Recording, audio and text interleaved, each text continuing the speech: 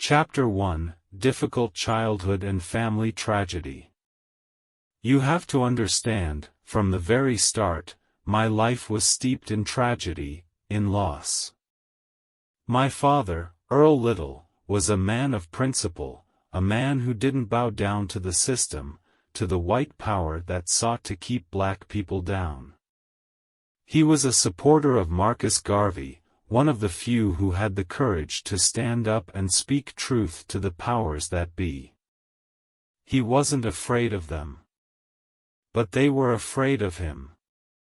And I believe they killed him for it. They called it an accident, said he died in a streetcar accident. But I know better. I know my father was murdered by those who couldn't stand to see a black man rise up and challenge them.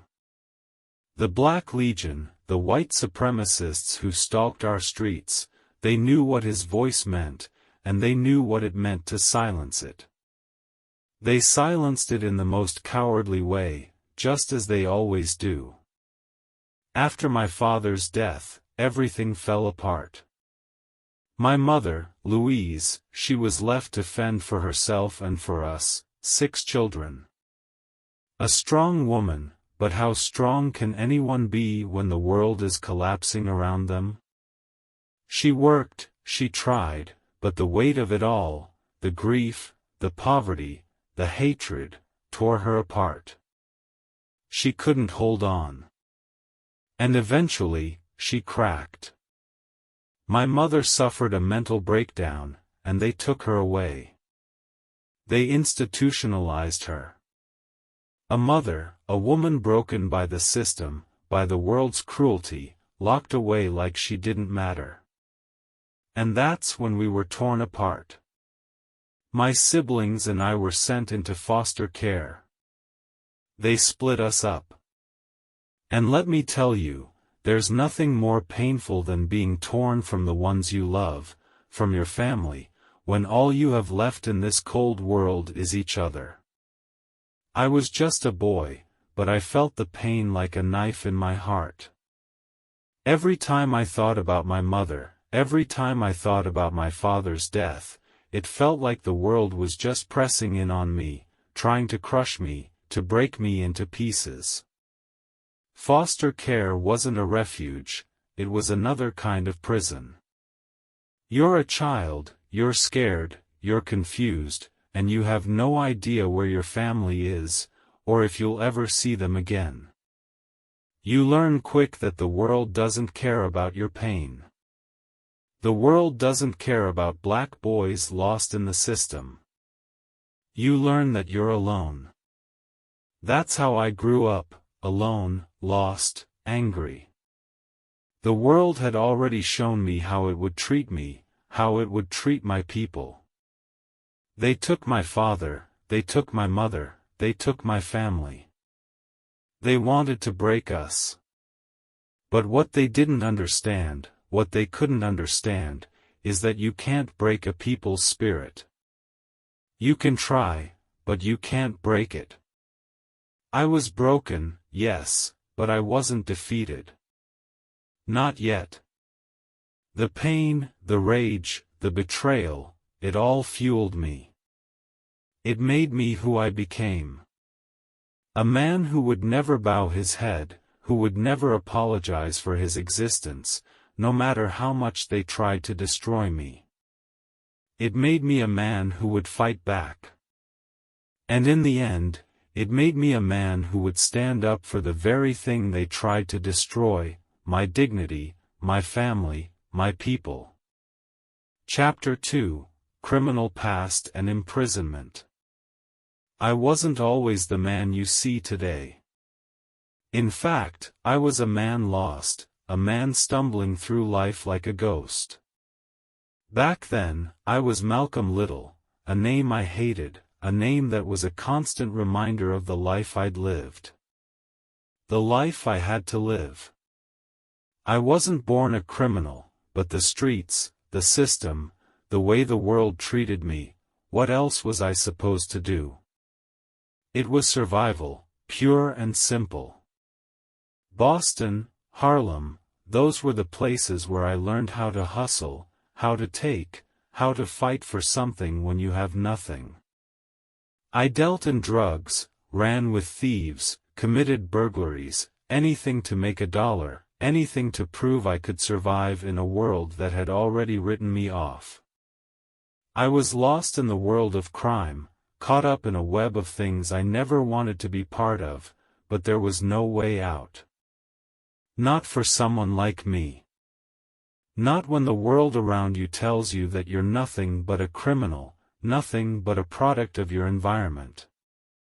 The system had already decided my fate before I even had a chance to make a choice. But then, in 1946, I was caught. They sentenced me to 8 to 10 years for larceny and breaking and entering. Prison, they thought, would be my punishment. But what they didn't know, what they could never understand, is that prison wasn't just a place of punishment, it was a place of transformation. It was in that cell, surrounded by nothing but my thoughts, that I started to reflect on everything I had done, everything I had been. I won't lie to you, it was shameful. I had fallen so low, and I saw it clearly for the first time in that cold, silent prison. I had been chasing after a life that wasn't mine, a life of illusion, of self-destruction. I realized that the things I had done, the people I had hurt, were all just pieces of a bigger lie. I was a man without purpose, without direction, and I could see it all crumbling before me. That's when the teachings of the Nation of Islam reached me. The words of Elijah Muhammad, the idea of self-respect, of black pride, they hit me like a lightning bolt. For the first time in my life, I felt like I had found something real, something that could give me back my humanity. The teachings gave me a new vision of myself. They gave me a way to see past the mistakes, past the darkness. I started reading, I started learning, about history, about myself, about what it means to be truly free. The prison walls, which had once confined me, now became the very thing that opened my eyes to a new world, to a new purpose. I can't pretend that it was easy. The old Malcolm, the one who had walked those streets, wanted to resurface. The temptation to go back to what I knew was always there. But something had changed inside me. The hate, the anger, the shame, it began to transform into something else. Something more powerful. I realized I could be more than the sum of my past, more than the criminal they'd tried to make me. I could rise. And I did. I emerged from that prison a different man, a man who knew his worth, a man who understood his purpose, a man who was ready to fight for his people. What I did before prison, the life I lived, is part of my story. But it's not the end of my story. It's not who I am anymore. And what I found in that prison, in that silence, is what made me Malcolm X, the man who would fight for his people, who would challenge the system, who would rise from the ashes of his past to become something greater. I became a man who could stand tall, not because of what I had done, but because of what I was about to do. Chapter 3, Tumultuous Marriage. Betty and I, we shared something real, something powerful. From the moment I met her, I knew she was different. She wasn't just some woman, she was strong, she was resilient, and she understood the weight of the world we were up against. She knew the struggle, and she was with me, right there by my side, through it all. She had my respect, and I had hers. That's the foundation of a good marriage, isn't it? Respect. But respect doesn't always mean understanding. And that's where things got complicated. You see, when you dedicate yourself to a cause, to a movement, especially one as dangerous and demanding as the one I was in, you can't always be there for your family. You can't always be present, no matter how much you want to be. The revolution, the struggle, it calls you, and it doesn't care about your personal life. It doesn't care about your wife, your children, your home. I was always gone. Always out there fighting, always on the road, always under threat, always speaking, organizing, moving from one place to the next. Betty, she understood that in the beginning. But as the days turned into weeks, and the weeks turned into months, I could see the toll it was taking on her. She didn't just want a man who could lead a movement, she wanted a husband. She wanted a partner. And I couldn't give her that, not like she deserved. I was driven by the cause, by the need to right the wrongs of the world, to build something new. I was so caught up in the fire, in the mission, that I failed to see the strain it was putting on her, on us. She expressed it, her frustration, her pain, but I didn't always hear it, not the way I should have. I was too caught up in what I was doing to really understand what was happening to her, to our marriage. It wasn't just the physical absence. It was the emotional distance too. When you live a life like mine, when you're in the public eye, when you're constantly under pressure and danger, you start to put up walls. You start to shut parts of yourself off because you can't afford to show weakness, not to the world, not to anyone. And that wall, it didn't just keep out the world, it kept out the ones I loved. Betty, she needed me there, she needed my attention, my support. But I was too consumed by everything else. She couldn't always understand what I was going through, and I couldn't always share it with her. The strain was there, like a weight on our shoulders, pulling us further apart. I loved her. I really did. But sometimes love isn't enough when you're living a life like mine, a life filled with danger, with uncertainty, with a cause that never gives you a moment to breathe.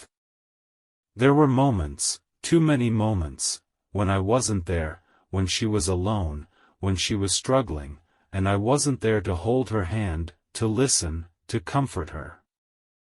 The tension grew, the distance grew. And I knew, deep down, that I was failing her. But I couldn't stop, not then. The world was burning, and I was trying to put out the fire, trying to light the way for others.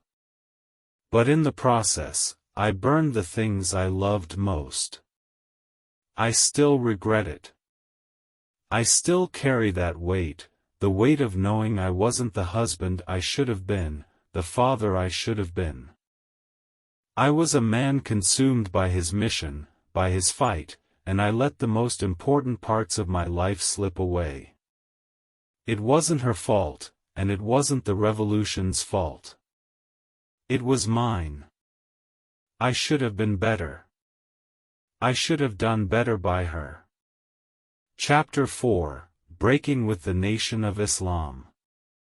The day I left the Nation of Islam, when I made the decision to break from the very organization that had given me purpose, that had lifted me up from the darkness, it felt like the earth itself had shifted beneath my feet. I had believed in Elijah Muhammad. I had believed in the teachings, in the strength of our movement, in the promise of black liberation through the nation. It was the foundation that I built my life on. It was the belief that carried me through the hardest parts of my journey. But as I learned more, as I saw more, something started to eat at me. Something started to feel wrong. I was a man of principle, a man who preached integrity, honesty, and strength. But when I began to see the cracks in the foundation, when I began to understand the corruption, the moral failings, the lies within the nation, especially with Elijah Muhammad, I couldn't turn a blind eye anymore.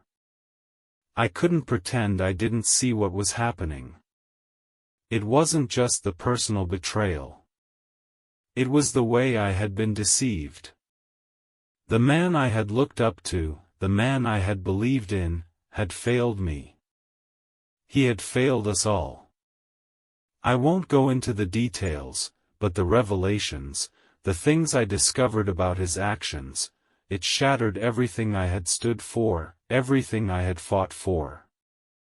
And that's when the conflict started. Leaving the nation wasn't a decision I took lightly. It wasn't a decision made out of anger or bitterness.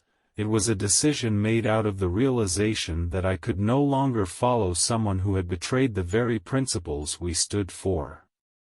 But when I made that decision, it was like the walls of the world came crashing down on me. I lost everything. I lost my place in the nation. I lost my brothers and sisters, the people I had considered my family.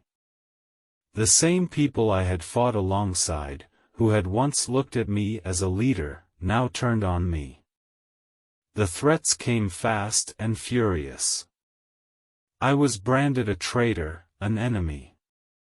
My name was dragged through the mud, and the very people I had fought to free, the people I had sacrificed for, now saw me as a threat.